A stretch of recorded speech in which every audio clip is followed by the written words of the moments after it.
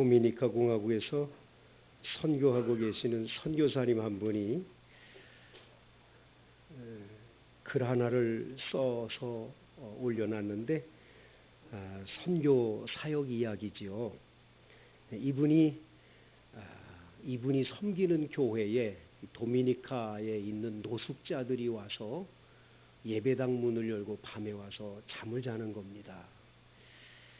잠을 자는 건 괜찮은데 아침에 나가보면 막 거기에 쓰레기들을 많이 갖다 놓기도 하고 때로는 그 안에서 빈병에다가 소변을 봐놓고는 그냥 넣기도 하고 너무 그냥 엉망으로 하니까 그게 너무 마음이 아픈 거예요.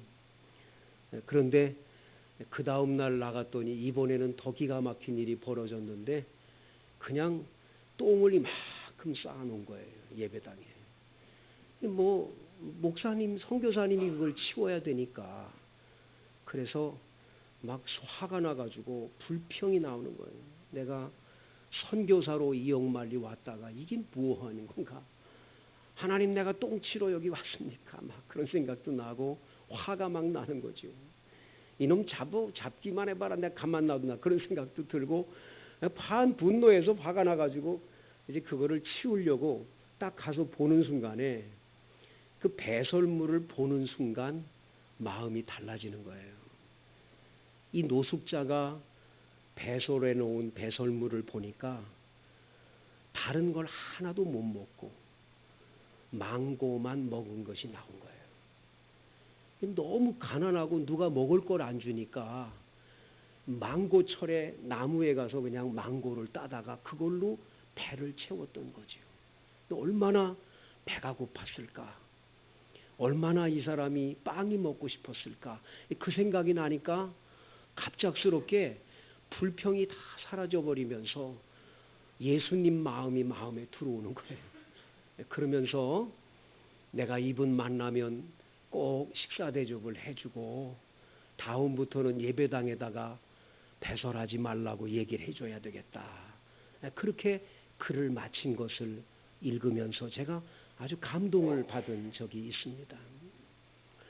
기독교라고 하는 우리의 신앙은 십자가 신앙을 말하지요. 수직과 수평이 만나는 거예요. 수직적으로는 하나님을 사랑하는 거고 수평으로 이웃을 내 몸과 같이 사랑하는 거. 이게 우리 그리스도인들이 살아가야 될 그러한 삶의 목표이고 그게 우리에게 주어진 사명인 줄로 믿습니다. 근데 오늘 성경 말씀에 바로 그런 이야기를 저희들에게 말씀해 주고 계시는 겁니다. 어떤 율법 교사가 일어나 예수를 시험하여 이르되 그랬습니다. 율법 교사는 랍비라고 말하죠. 랍비. 유대인들을 가리켜 랍비 그러면 율법을 가르치는 교사, 선생님을 얘기하는 거예요. 그래서 랍비요 그러면 선생님이요 그런 뜻인데 구약 성경 613가지를 다 암송을 하고 그리고 유대인들이 장로들이 모여서 만들어 놓은 또 법이 있어요. 그 법을 다 알고 지키고 그거를 가르치는 일을 하는 사람이 율법 교사지요. 랍비라고 사람들로부터 존경을 받는 선생님입니다. 근데 이 사람이 예수를 지금 시험하기 위해서 찾아온 거예요. 그리고 질문을 던지죠. 선생님, 내가 무엇을 하여야 영생을 얻으리까? 영원한 생명을 얻는 길이 무엇인가를 묻는 겁니다. 예수님께서 말씀하시지요. 율법에 무엇이라 기록되었으며 내가 어떻게 읽었느냐.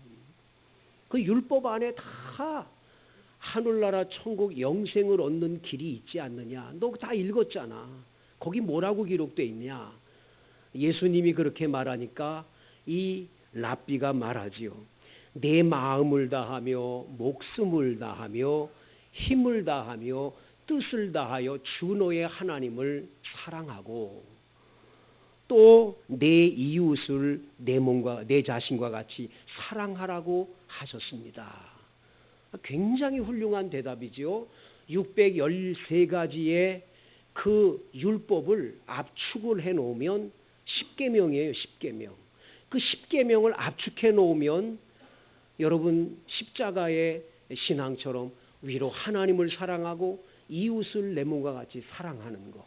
이게 바로 율법에 나와 있는 아주 깨끼스 정신이지요. 그 말을 이 사람이 지금 하는 겁니다.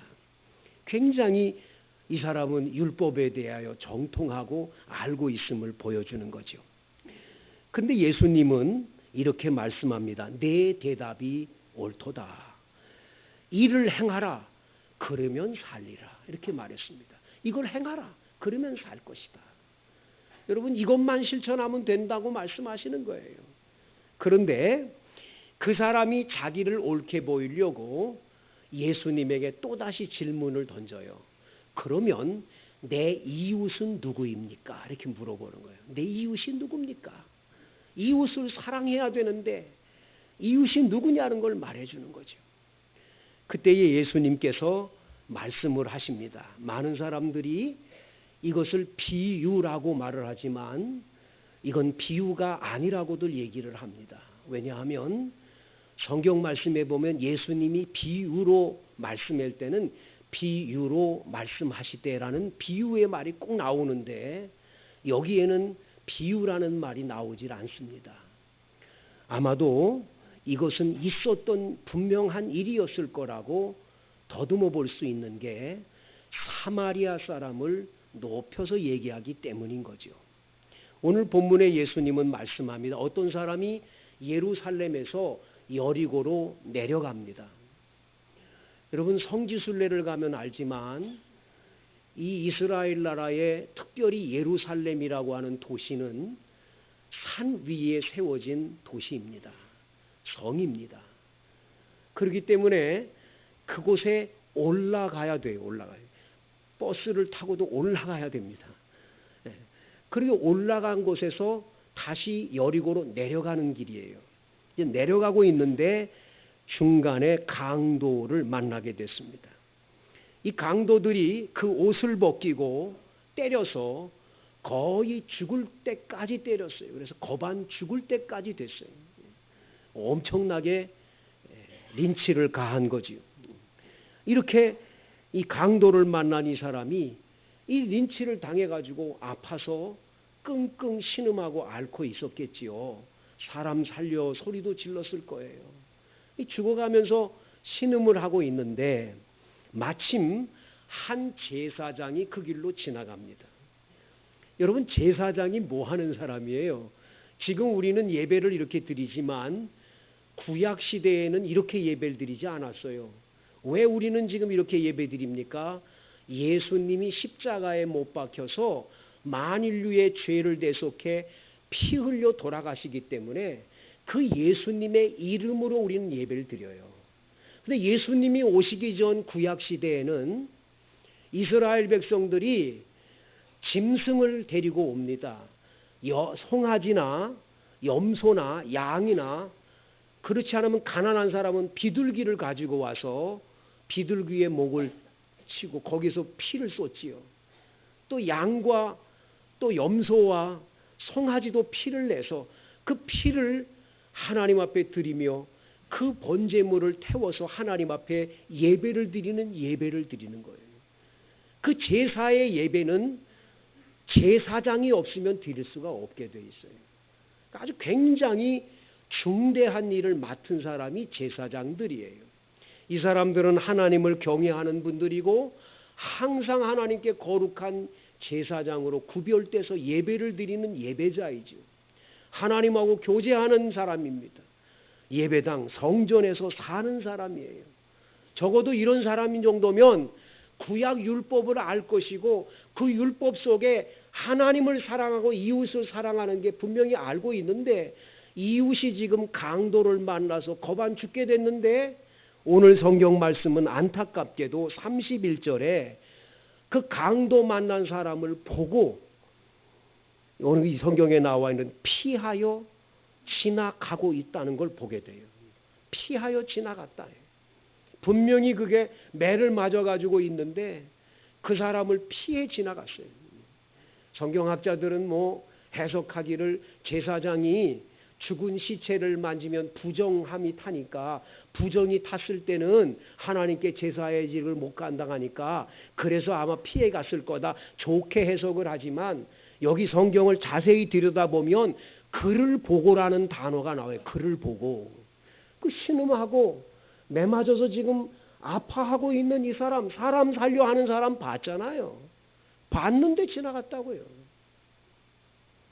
그 다음에 보니까 32절에 레위인이라는 사람도 그곳에 왔다가 강도 만난 그 사람을 봤어요.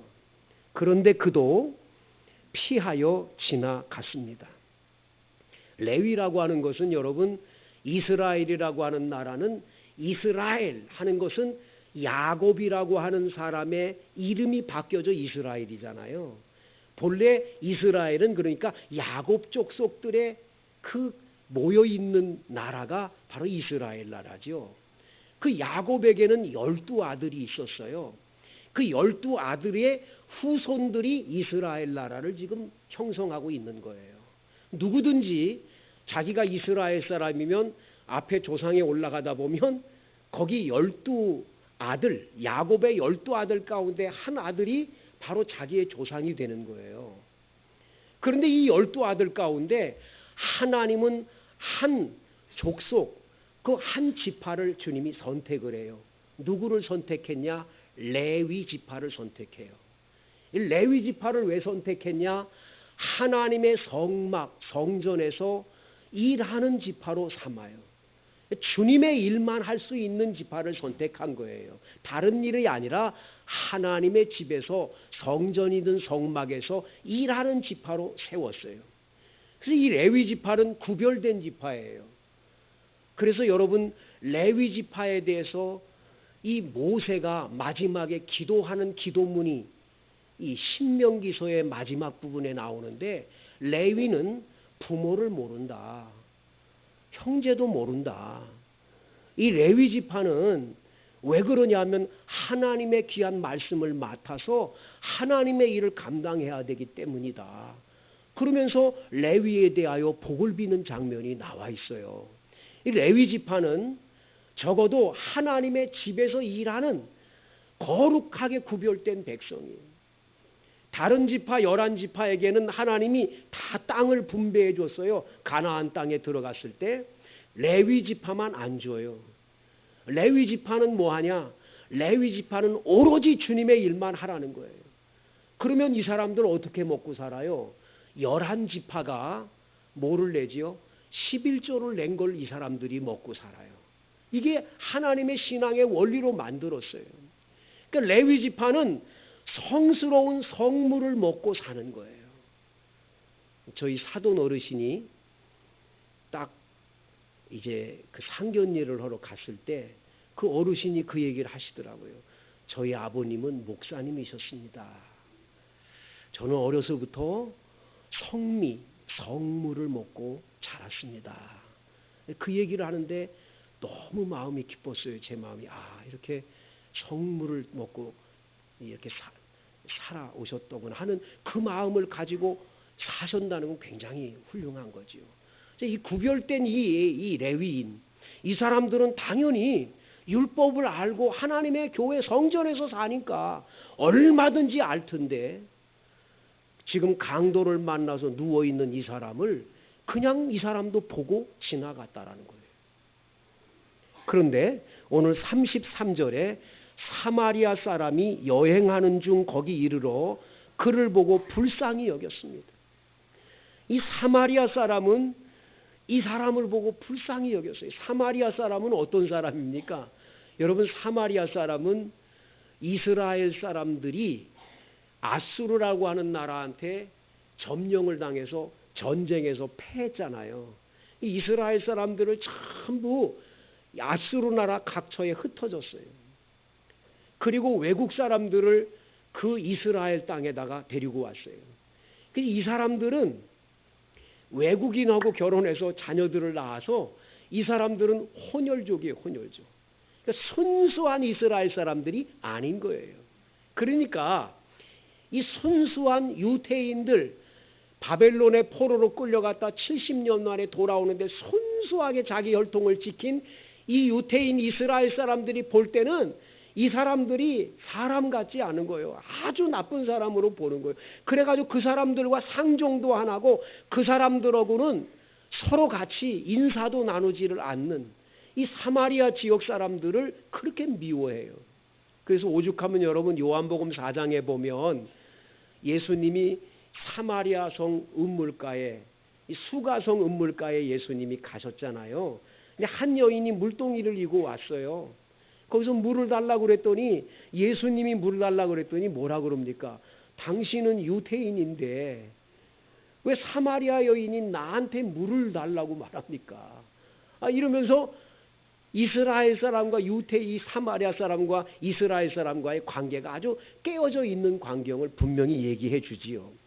자, 그런데 오늘 본문에는 이 사마리아 사람이 여행하는 중에 이 강도 만난 사람을 본 거예요. 불쌍히 여겨서 가까이 가가지고 기름을 붓고 포도주를 붓고 이 상처난 부분들을 다 싸매어서, 옛날에는 약이 없으니까 기름과 포도주로 이 치료를 해 준 거지요. 그리고는 이 자기의 짐승에 태워서 주막에 데리고 가서 잘 돌봐줍니다. 그리고 하룻밤이 지난 다음 날 아침에 주막 주인에게 데나리온 2를 내어주는 거예요. 이 데나리온은 한 데나리온이 하루 젊은 사람의 하루 이 일당이에요. 일당. 하루 품삯이요. 지금 우리나라로 수치를 말하면 한 10만 원 정도 되겠죠. 10만 원 정도. 그러면 2 데나리온을 줬으니까 20만 원을 넘겨주면서 이 사람이 잘 돌봐주시는데 혹시라도 이 사람 고칠 때까지 비용이 더 들면 내가 돌아오다가 비용을 더 내드릴 테니까 잘 돌봐주라고 부탁을 하고 간 것을 보게 돼요. 예수님이 이 말씀을 하셨을 때 유태인들이 다 거기서 들었을 거 아니에요. 가만히 안 있었을 겁니다. 이게 뭐야? 사마리아 사람을 그렇게 말을 해? 하고 들고 일어났을 텐데 아무도 말하지 않은 걸 보면 이것은 역사적으로 있었던 일 아니었을까? 지금 그렇게들 다들 얘기를 합니다. 그러니까 율법학자도 말 안 하고 옆에 있는 유태인들도 말을 안 했을 거라는 거죠. 그래서 이건 비유가 아니라 분명히 있었던 사건이었을 거라는 거죠. 자, 그런데 예수님이 이제 그 얘기를 끝으로 그 사람에게 이렇게 말합니다. 내 생각에는 이 3사람 중에 누가 강도 만난 자의 이웃이 되겠느냐? 누구냐, 누구? 레위인이냐? 제사장이냐? 사마리아인이냐 말이에요. 누구냐, 누구? 그랬더니 이 사람이 사마리아 사람입니다라고 말하지 않고 자비를 베푼 자니이다라고 얘기를 하죠. 그때 예수님이 뭐라고 그러죠? 너도 이와 같이 하라고 말씀을 하고 있는 것을 보게 돼요. 너도 이와 같이 하라. 할렐루야. 여러분, 오늘 이 본문에서 우리는 특별한 것을 깨우침 받고 알고 여러분들이 그렇게 생활하는데 여러분들에게 꼭 기억할 것 한 가지를 여러분들 놓치지 않았으면 좋겠어요. 이 영국의 프란스 베이컨이라고 하는 분이 이 유명한 철학자예요. 아는 것이 힘이다 이런 얘기를 한 사람이 바로 베이컨인데, 이 사람이 인간은 3종류로 나누는 거예요. 사람은 3종류가 있다는 거예요. 첫째가 거미 같은 인생을 사는 사람이 있대요. 거미 같은 인생. 2번째 개미 같은 인생을 사는 사람이 있어요. 그리고 마지막 3번째 꿀벌과 같은 인생을 사는 사람이 있다고 말을 해요. 여러분, 거미 같은 인생을 사는 사람은 어떤 사람이냐? 거미처럼 쓸모없는 사람이라고 말하는 거예요. 오늘 여기 본문에 나와 있는 강도들을 말해요. 강도들. 평생 동안 남을 해치고 남의 것을 빼앗고 남에게 상처 주고 아픔 주고 괴로움 주고 평생을 그렇게 강도짓하며 살아가는 사람들, 곧 거미 같은 인생을 살아가는 사람들을 의미하죠. 프란시스 베이컨은 이런 사람들은 차라리 이 땅에 없으면 좋겠다라고 얘기를 합니다. 없으면 좋겠다. 이런 사람은 없어져야 될 사람이라고 얘기를 합니다. 여러분, 중국에서 있었던 일인데요. 이게 실제로 있었던 일이라는 거예요. 어떤 일이 있었냐면 시골에 만원 버스에 사람들이 꽉 차서 만원 버스가 이제 시골길을 달려갑니다. 달려가는데 도중에 두 사람의 건달패가 버스에 올라탔어요.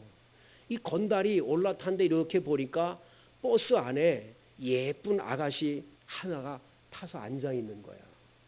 그러니까 이 둘이 건달패가 가가지고 자꾸 괴롭힙니다. 막 희롱을 합니다. 막 희롱을 하는데 그 버스 안에 사람들이 꽉 차 있는데 아무도 그거에 대해서 말리거나 이야기하는 사람이 없었다는 거예요. 너무 괴롭죠. 그런데 이 처녀아이가 막 왜 이래요 왜 이래요 하고 두려워 떨면서 말하는데도 아무 말 안 하는데 차가 산등성이에 올라갔어요. 올라가가지고 어느 정도 가니까 차를 세우라는 거예요.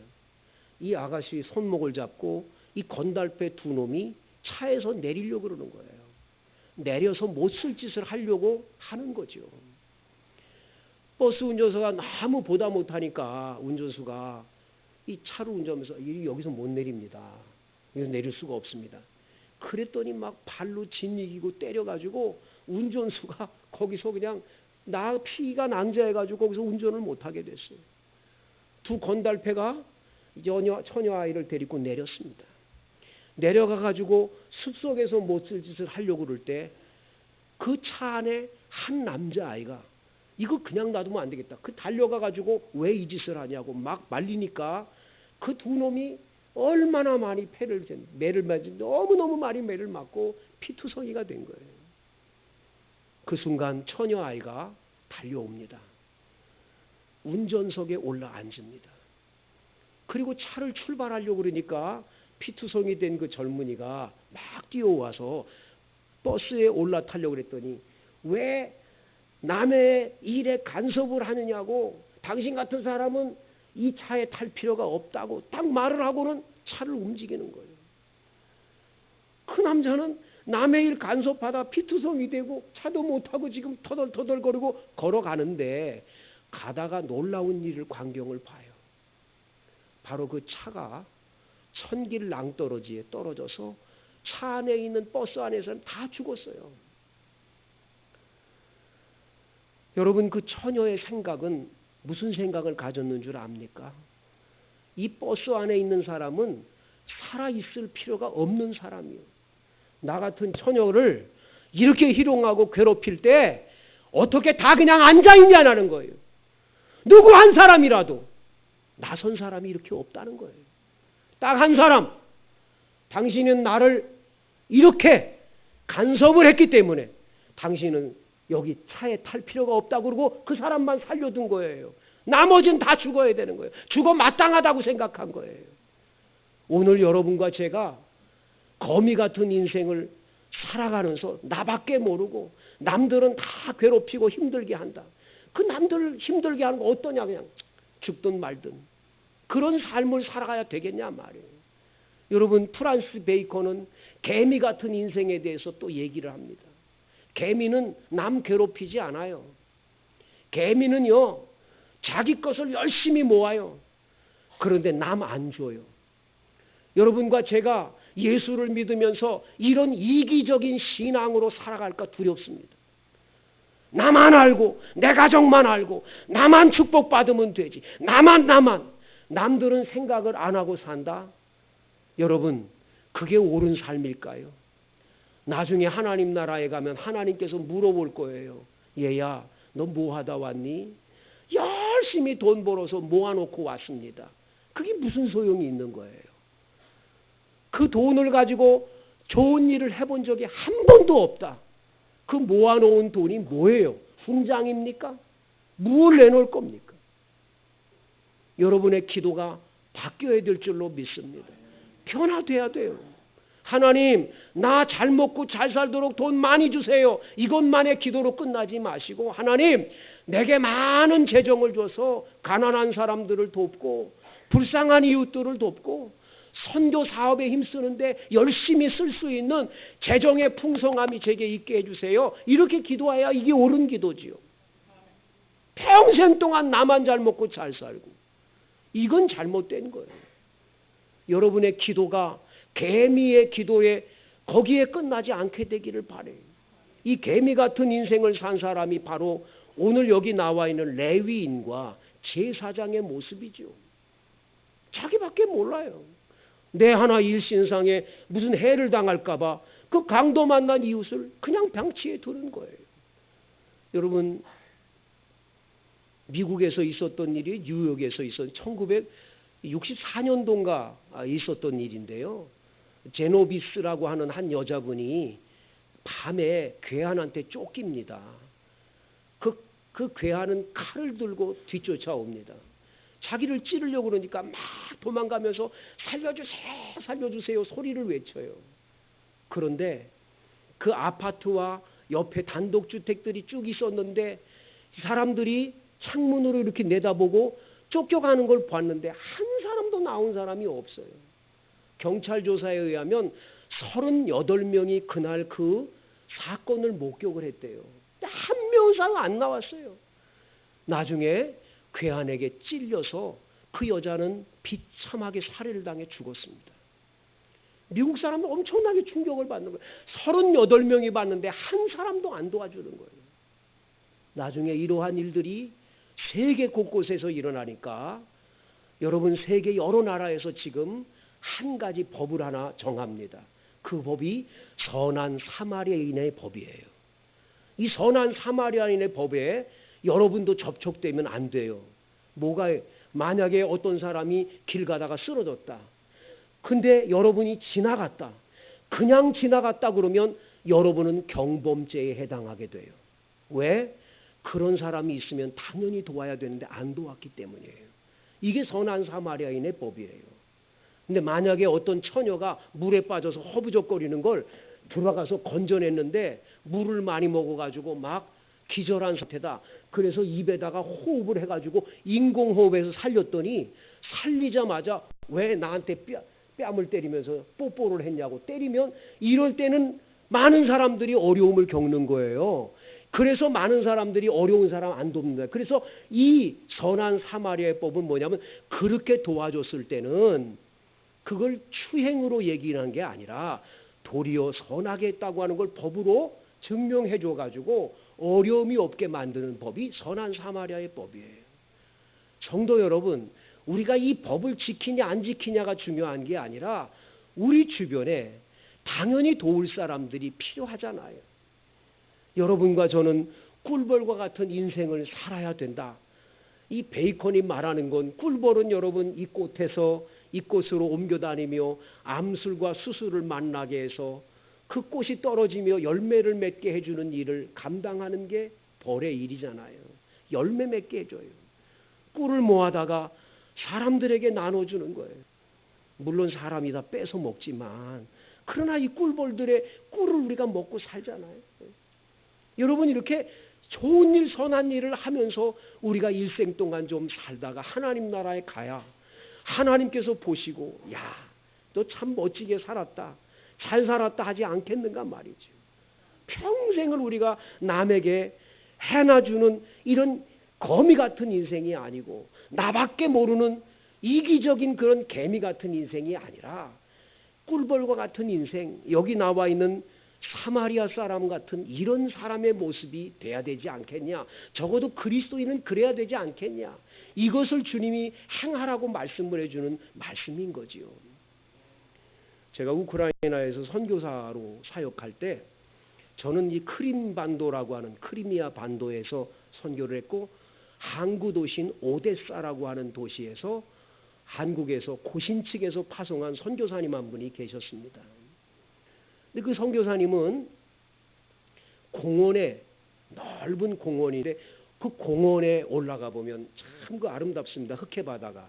근데 그 공원에 다 쓰러져가는 창고 건물 같은 걸 하나를 임대해서 예배당으로 새로 리모델링을 해가지고 예배당을 삼고 거기서 이제 선교를 하시는 거예요. 그러면 이 공원 관계자는 창고 같은 건물에 아주 거기선 치안이 나쁘니까 나쁜 짓 하는 많은 일들이 있는 걸 예배당으로 새로 됐으니까 고맙게 생각을 해야 되는데, 야, 너 우리 공원에 와가지고 이렇게 예배당하고 사니까 돈 내라. 그 돈을 계속 매달 내줬어요. 내줬는데 예배당이 너무 예쁘고 점점 좋아지고 나니까 나중에는 이걸 아주 강탈해 가려고 이 사람들이 모의를 꾸며가지고 막 어려움을 주는 거예요. 우리 선교사님이 도저히 이걸 해결할 길이 없으니까 변호사를 선임하기 위해서 키예프라고 하는 수도 서울에 유명한 변호사들이 있으니까 한번 가보겠다고 이제 가신 겁니다. 이 키예프 도시에 도착을 해가지고 변호사 사무실을 찾아서 막 가는 도중인데 어떤 사람 한 분이 길가에 탁 쓰러지는 거예요. 삽시간에 사람들이 막 모여들어서 막 이 우크라이나 사람들은 정이 많으니까 막 걱정을 하고 발을 동동 구르는데 누구 한 사람 그 사람을 도와줄 사람이 없어요. 근데 우리 선교사님이 침을 좀 놓을 줄 알아요. 돌팔이죠. 본인이 뭐 한의를 배운 건 아니지만 침수를 배워서 어떻게 좀 민간인 뭐 어려운 사람들 있으면 기도도 해주고 침도 놔주고 그랬었어요. 이분이 그분을 누워있는 상태에서 눈을 이렇게 뒤집어 보고 다 한 다음에 침을 딱딱 놓는데 침을 놓는 순간에 이 사람이 슥 몸이 풀리면서 일어나는 기적이 일어났어요. 딱 일어나니까 옆에 있는 이 우크라이나 사람들이 다 박수를 치면서 당신 어느 나라에서 왔냐? 뭐 한국에서 왔다니까 와 멋있다. 당신 대단하다. 막 그러고 이제 칭찬을 해줬는데 살아난 사람이 갑자기 손을 붙잡으면서 내 사무실이 여기 앞이니까 가자고. 너무 고맙다고. 날 살려주시니 고맙다고. 그래서 이 사람 사무실에 갔어요.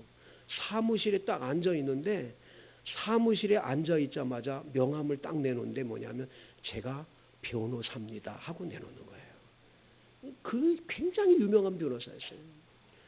이 변호사가 한국에서 여기 왔는데 왜 왔느냐 물어보고 혹시 어려운 일 없냐 도울 거 없냐 다 물어보는데 자기 교회 얘기를 다 했더니 걱정하지 말라고. 내가 도와야 돼. 내 목숨을 살려줬는데 당신한테 내가 뭘 못하겠냐. 내가 무료로 해주겠다고. 무료로 이걸 다 해주겠다고 얘기를 해가지고 이 모든 변호자인들 다 어려움들을 극복해줘가지고 지금까지 그분은 선교사로 오데사에서 선교를 아주 잘하고 계시는 거예요. 성도 여러분, 사랑은 베풀면 베풀수록 내게 다가오게 돼 있어요. 여러분이 미워하고 살면 반드시 여러분은 미움을 받게 돼요. 사랑을 많이 주면 줄수록 사랑은 여러분에게 풍성하게 다가오게 될 거예요. 여러분 기억하세요. 내가 준 만큼 받게 돼 있어요. 내가 많이 베풀고 사랑해요. 하나님이 내려다보세요. 그리고 주님께서는 반드시 그 한 일에 대하여 잘했다 칭찬할 뿐만 아니라 반드시 보상이 있어요. 여러분 이 땅에 사는 동안 우리 어떻게 살다가 가야 될까? 오늘 본문은 우리에게 너도 가서 이와 같이 하라고 말씀하십니다. 여러분 모두 사랑의 실천자가 되어 하나님께 영광 돌리게 되기를 주의 이름으로 축원을 드립니다.